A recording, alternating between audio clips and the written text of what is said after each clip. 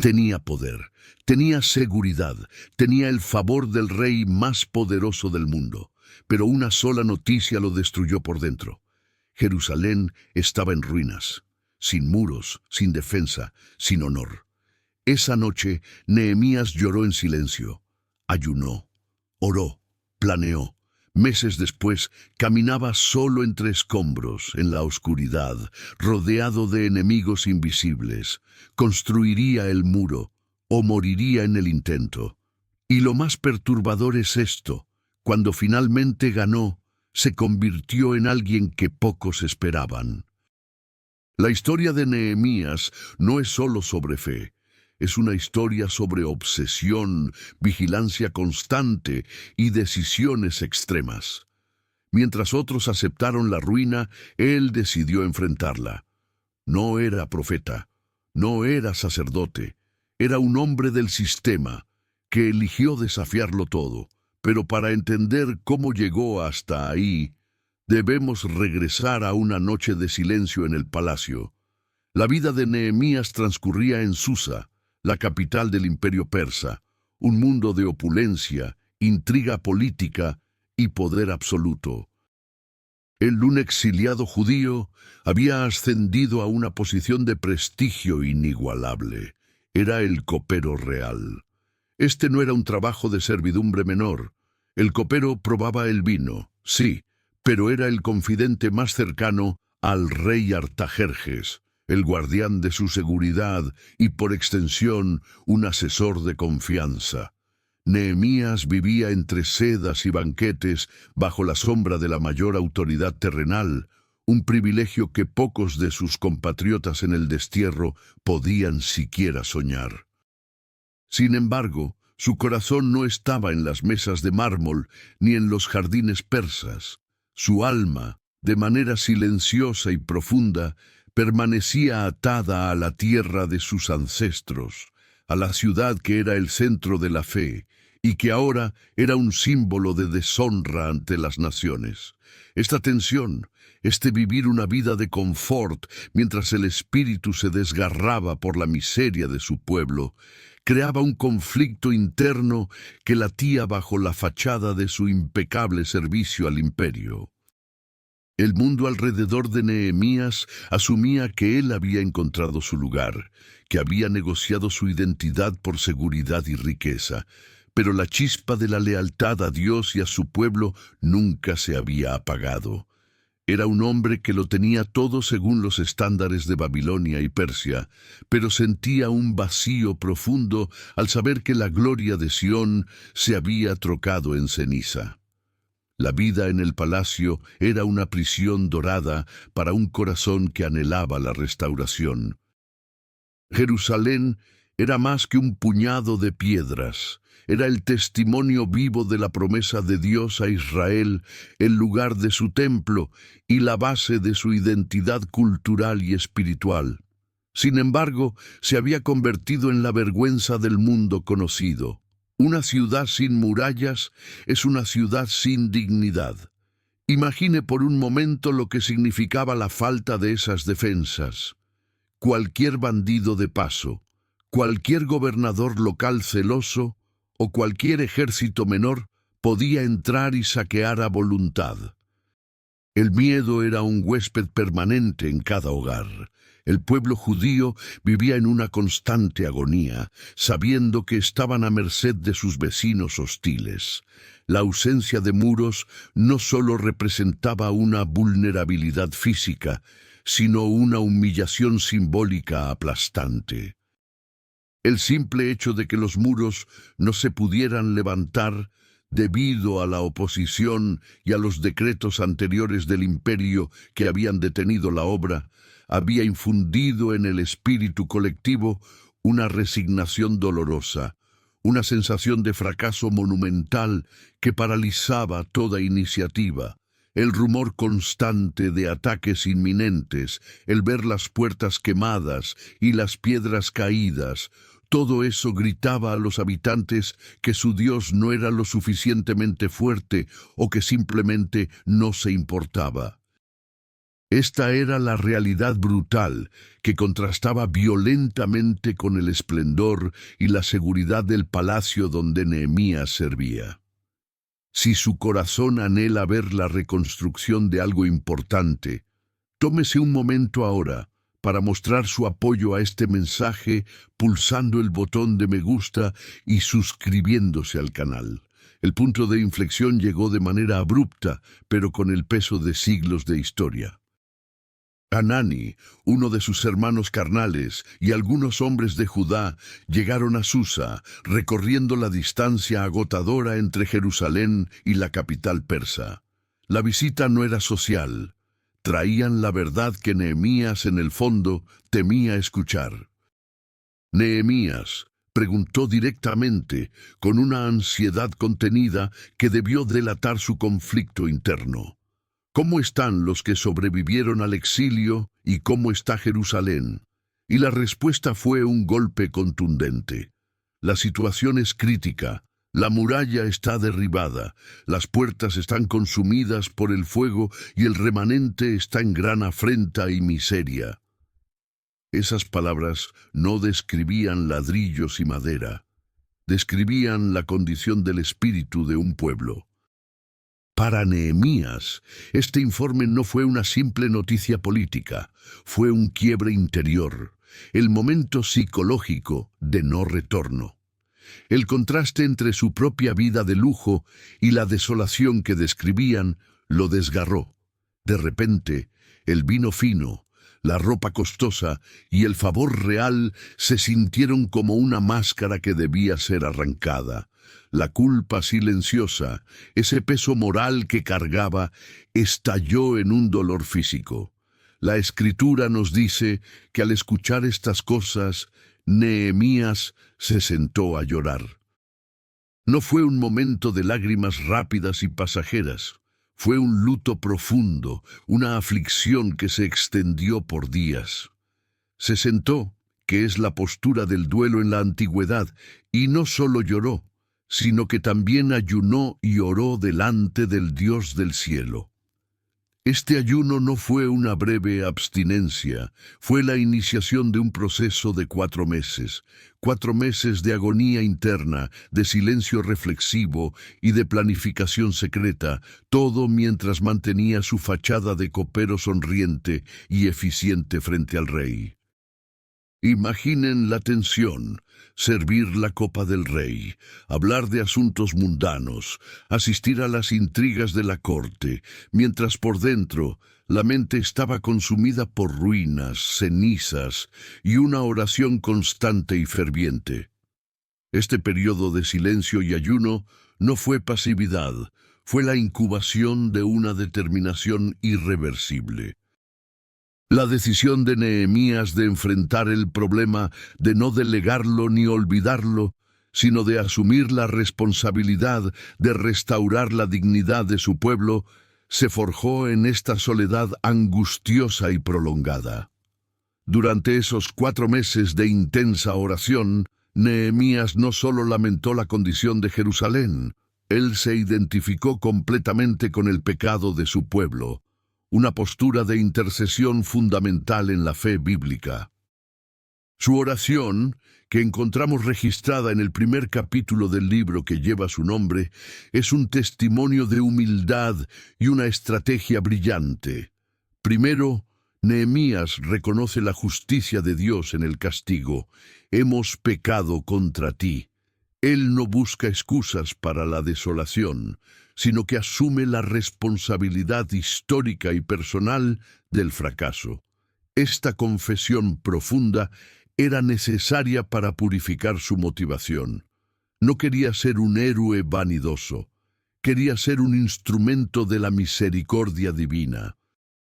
Segundo, apeló a la promesa de Dios, invocando los pactos hechos a Moisés sobre el regreso del exilio si el pueblo se arrepentía. Nehemías recordó a Dios su propia palabra, una fe audaz que exige cumplimiento basado en la fidelidad divina, no en el mérito humano. Y tercero, y aquí es donde se revela la audacia del copero, él pide una cosa muy específica: concede, por favor, a este siervo tuyo, favor ante este hombre, refiriéndose al rey Artajerjes. Nehemías no solo estaba orando por un milagro general, estaba orando por el momento exacto, la oportunidad perfecta para cruzar esa línea peligrosa, para arriesgar su vida y su posición. Servir al rey requería una compostura total, y cualquier signo de tristeza o distracción podía ser interpretado como traición o descontento, lo cual era castigado con la muerte. Nehemías sabía que el día en que se presentara ante el rey con el rostro afligido, estaría jugando con fuego, poniendo en riesgo la seguridad que tanto le había costado alcanzar. Él había pasado de la comodidad a la obsesión silenciosa por la reconstrucción, y esa obsesión lo estaba empujando a un acto de insubordinación controlada.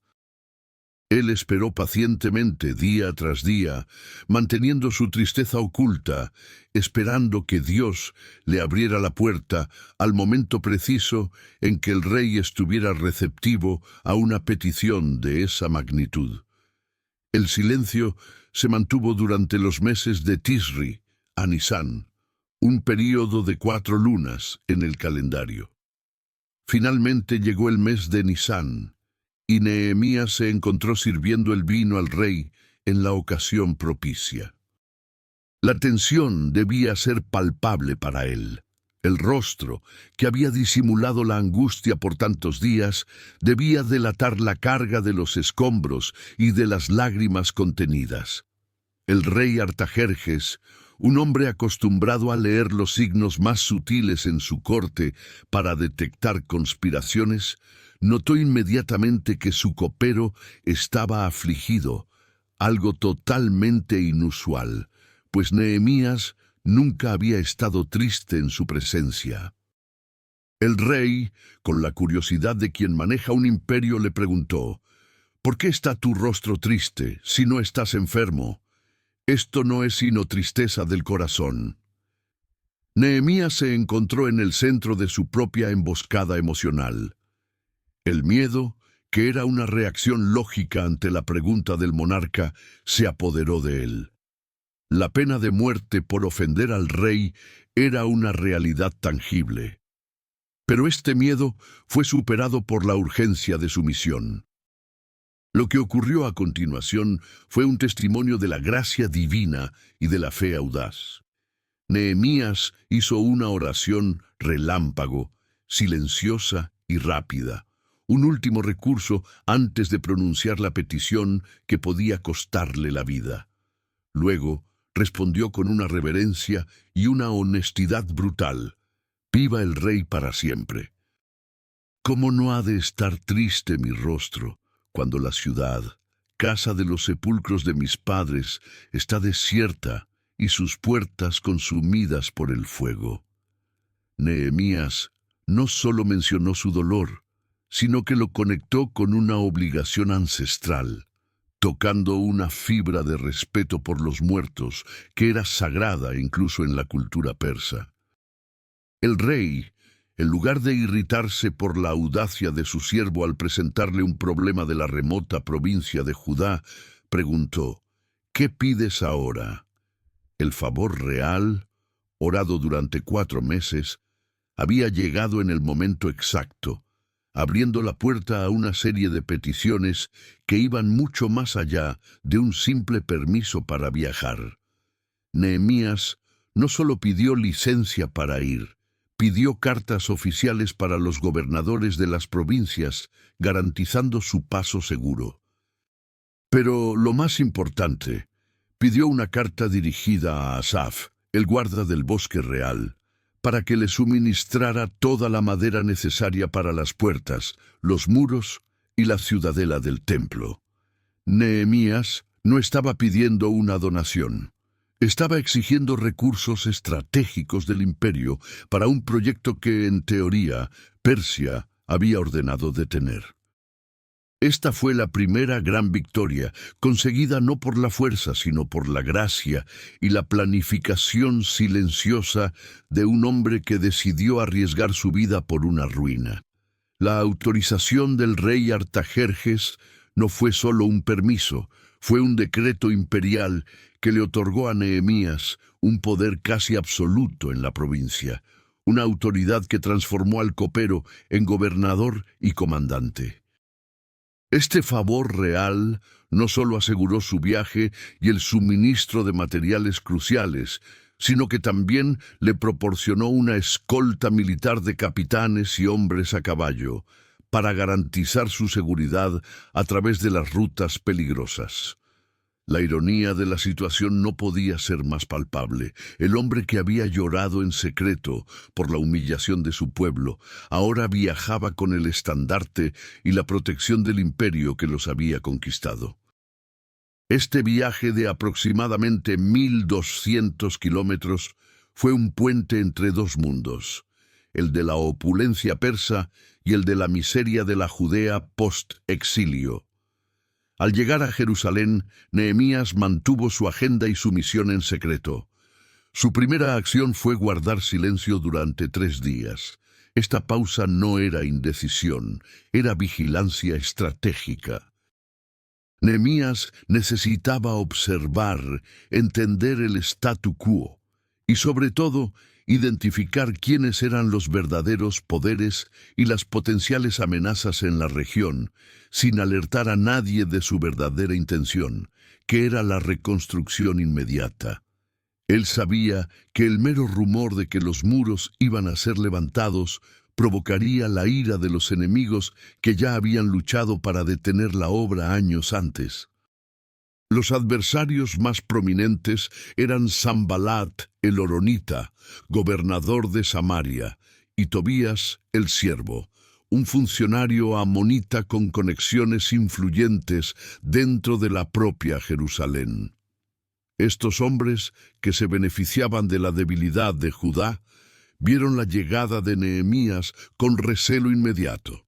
La Biblia dice que les disgustó en extremo que alguien viniera a procurar el bienestar de los hijos de Israel. El silencio inicial de Nehemías era su arma más poderosa, el manto que cubría un plan que, de ser revelado, se enfrentaría a la resistencia organizada desde el primer día. La tercera noche después de su llegada, bajo el velo protector de la oscuridad, Nehemías ejecutó su plan de inspección secreta. Eligió un grupo muy reducido de hombres y, lo más importante, no le dijo a nadie en la ciudad lo que Dios había puesto en su corazón para hacer por Jerusalén. Subió a un animal, probablemente un mulo, y se aventuró a recorrer el perímetro de la ciudad. Imagine la escena, la luna quizás oculta, el aire cargado de la humedad nocturna y el silencio solo roto por el roce de las patas del animal sobre los escombros y las cenizas. Esta inspección nocturna fue crucial porque le permitió ver la realidad brutal de la ruina sin el filtro de la desesperanza de la gente o de la opinión de los líderes locales. El recorrido fue tortuoso. Pasó por la puerta del valle, se dirigió a la fuente del dragón y llegó a la puerta del muladar, donde el nivel de escombros era tan denso que el animal que montaba no pudo pasar. Nehemías tuvo que descender y continuar a pie. Este acto de caminar entre las ruinas físicas y moribundas de la ciudad, tropezando con las piedras caídas, oliendo la ceniza de las puertas quemadas, no era solo una evaluación de ingeniería, fue una inmersión espiritual. Las ruinas físicas eran un espejo de la ruina moral y espiritual del pueblo, de su apatía, de su falta de voluntad para levantarse. Las murallas caídas simbolizaban la pérdida de la ley, del orden y de la separación que Dios había pedido a su pueblo. En la soledad de la noche, Nehemías experimentó la dimensión completa del fracaso. Esta visión personal y no mediada alimentó su obsesión. Ya no era solo una noticia de Hanani, era una realidad que había tocado con sus propias manos. Una vez terminada la evaluación en la madrugada y habiendo confirmado la magnitud del trabajo, Nehemías procedió a confrontar a los líderes y al pueblo. Reunió a los sacerdotes, a los nobles, a los oficiales y a todos aquellos que tenían alguna influencia. El secreto de su inspección le daba ahora una ventaja, ya que podía hablar con autoridad y conocimiento de causa. Sus palabras fueron un llamado a despertar. Vosotros veis el mal en que estamos, que Jerusalén está desierta y sus puertas consumidas por el fuego. Venid y edifiquemos el muro de Jerusalén y no estemos más en oprobio. Él no minimizó la dificultad, sino que la usó como catalizador. El sentimiento de humillación pública, de ser el hazmerreír de las naciones vecinas, era el gatillo emocional más fuerte que podía utilizar. Pero Nehemías no solo ofreció un grito de guerra, él presentó pruebas irrefutables del favor divino y real. Contó cómo la mano de su Dios había sido buena con él, narrando la audiencia con el rey Artajerjes y las cartas que había obtenido, incluyendo el suministro de madera. La presencia de la escolta persa, las cartas selladas con el sello real, eran una evidencia tangible de que el proyecto que había sido prohibido ahora era sancionado por la máxima autoridad terrenal. Esta revelación tuvo un efecto electrizante. El pueblo, que había estado sumido en la resignación y el miedo, vio en Nehemías no solo a un líder, sino a una respuesta de Dios. El desánimo se disipó momentáneamente ante la visión de una oportunidad real, respaldada por la providencia y el poder. La respuesta fue unánime y poderosa: levantémonos y edifiquemos. Así fortalecieron sus manos para la buena obra. Este compromiso entusiasta del pueblo actuó como una sirena de alarma para los enemigos. El eco de levantémonos y edifiquemos llegó inmediatamente a oídos de Sanbalat, Tobías y Gesem el árabe. La oposición no tardó en manifestarse, y su primera táctica fue la manipulación psicológica, el escarnio y la burla. El ataque inicial no fue con espadas, sino con palabras diseñadas para minar la moral colectiva.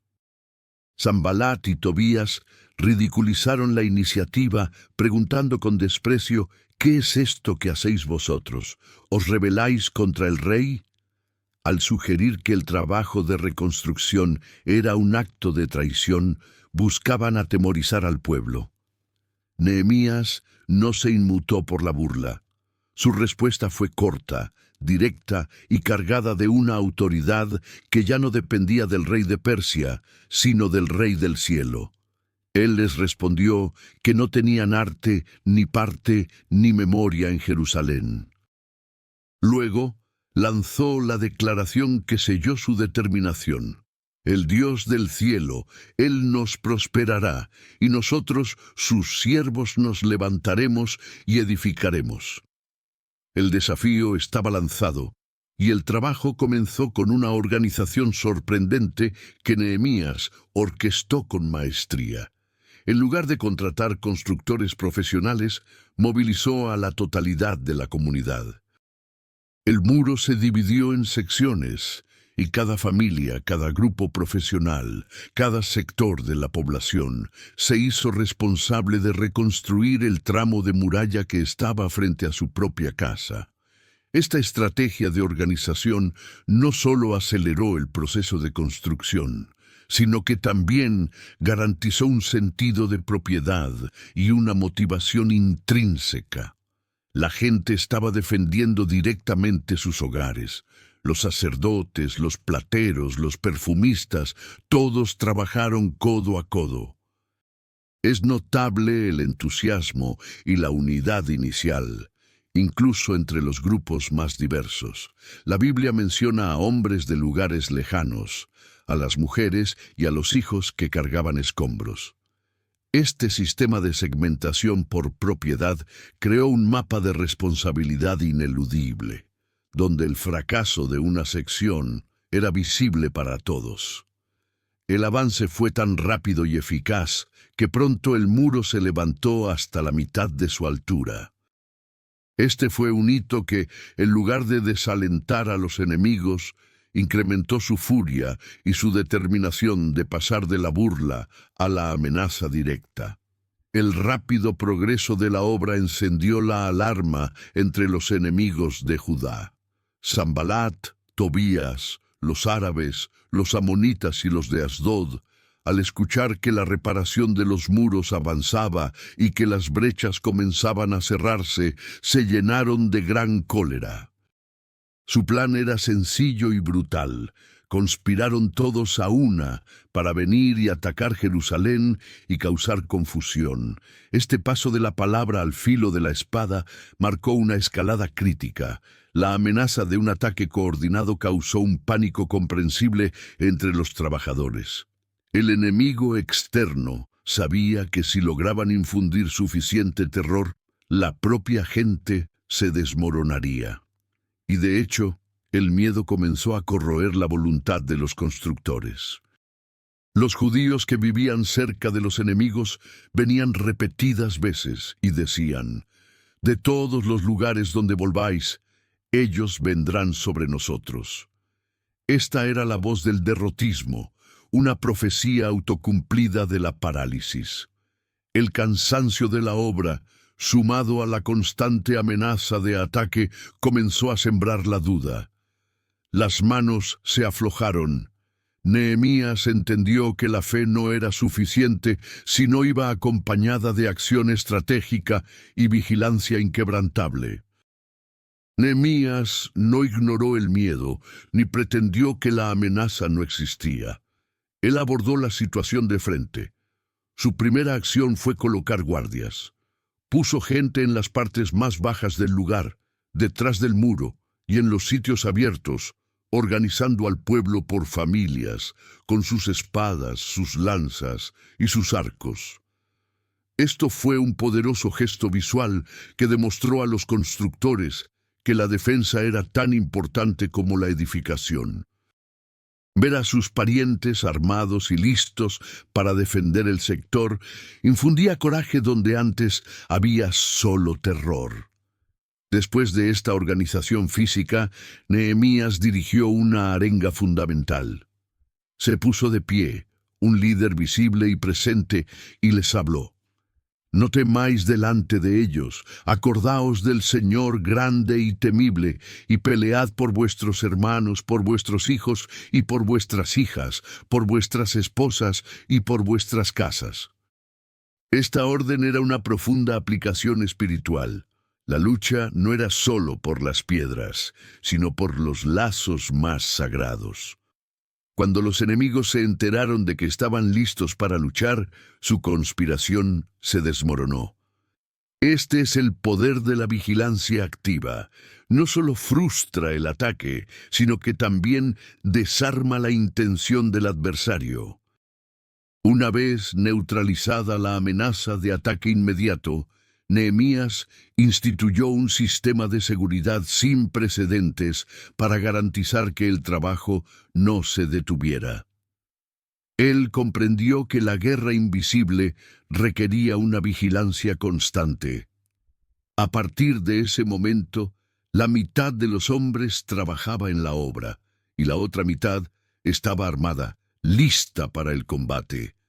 La estrategia se hizo aún más extrema. Los constructores llevaban su herramienta en una mano y una espada en la otra. Esto no es solo una imagen poderosa, es un testimonio de la intensidad de la presión a la que estaban sometidos. Nehemías impuso una disciplina marcial. El que edificaba, con una mano trabajaba y en la otra sostenía la espada. Esta decisión eliminó cualquier ilusión de normalidad. El trabajo de restauración se había convertido literalmente en una guerra. No había tiempo para el descanso normal. Nadie se quitaba la ropa, ni siquiera para dormir, excepto para lavarla, un símbolo de la dedicación total, sin interrupciones. Además, Nehemías estableció un sistema de comunicación centralizado. Había un hombre al lado de Nehemías que tocaba la corneta o el shofar. La instrucción era clara: donde quiera que oyeréis el sonido de la trompeta, reuníos allí con nosotros. Nuestro Dios peleará por nosotros. Esta corneta era el sonido de la urgencia y el llamado a la unidad.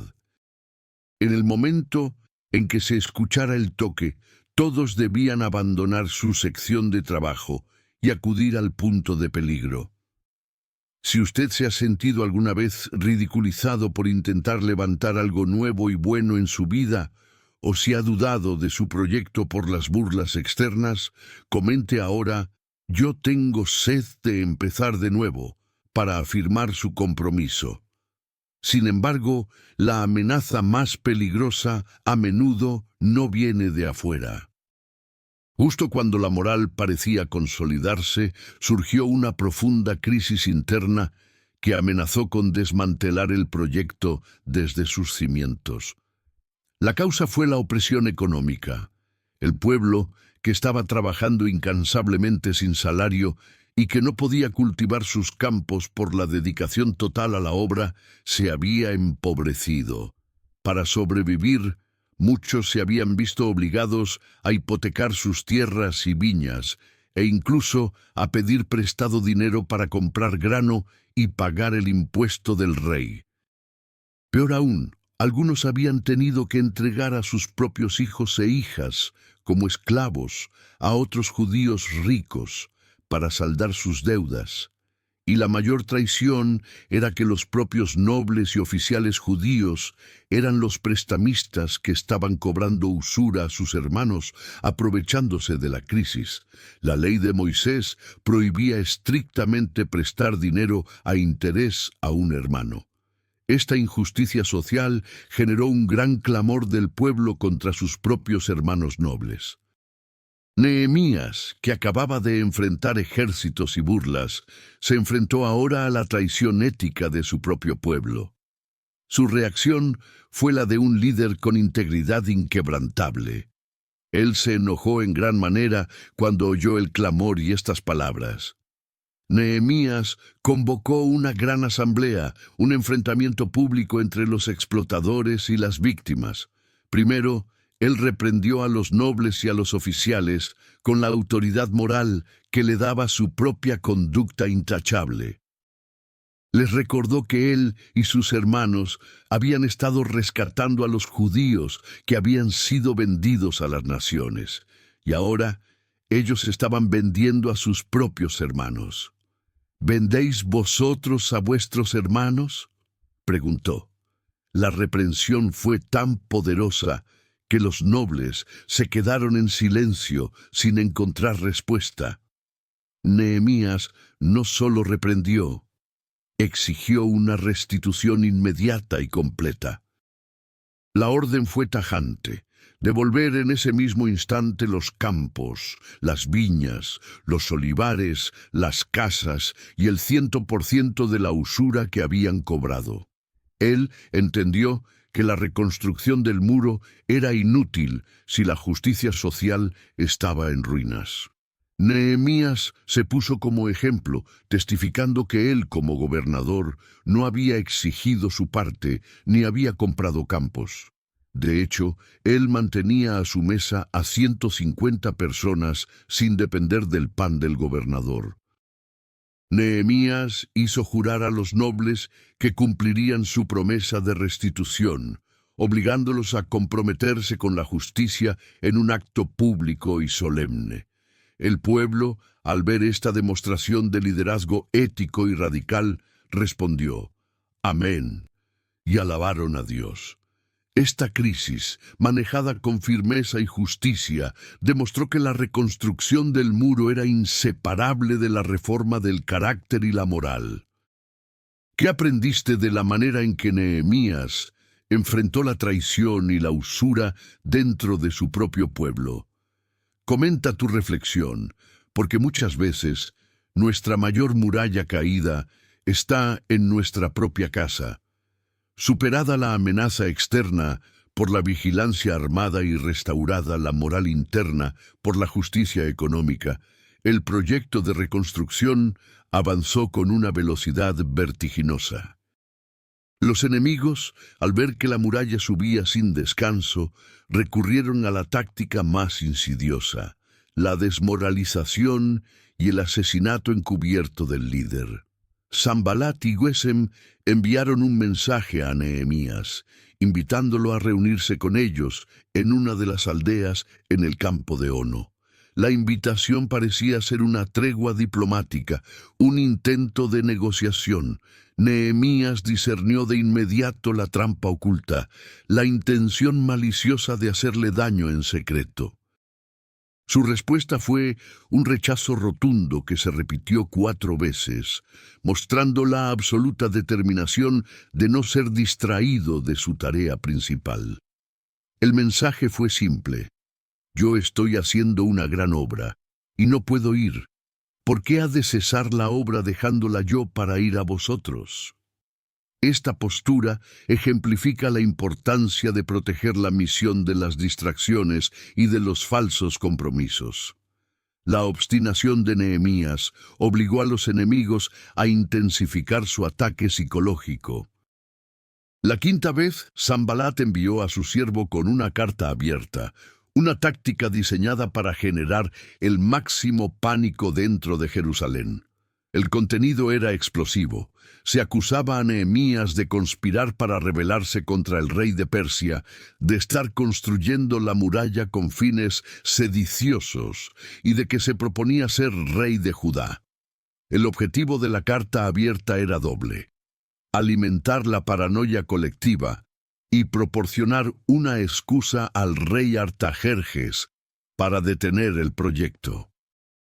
Nehemías desmintió las acusaciones con brevedad y firmeza. No es verdad cosa como estas que tú dices, sino que de tu propio corazón las inventas. Él entendió que la mentira debe ser enfrentada con la verdad sin dilación. Luego, invocó nuevamente a Dios, orando: ahora, oh Dios, fortalece mis manos. Pero los enemigos no se rindieron.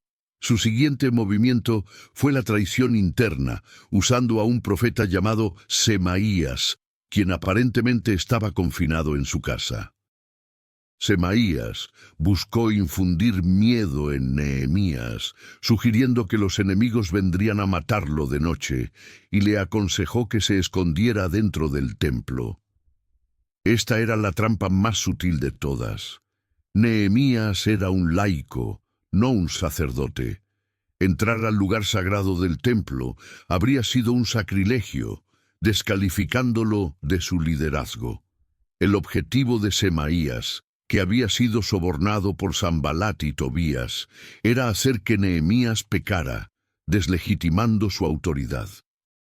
La respuesta de Nehemías fue la prueba definitiva de su integridad y discernimiento. ¿Un hombre como yo ha de huir?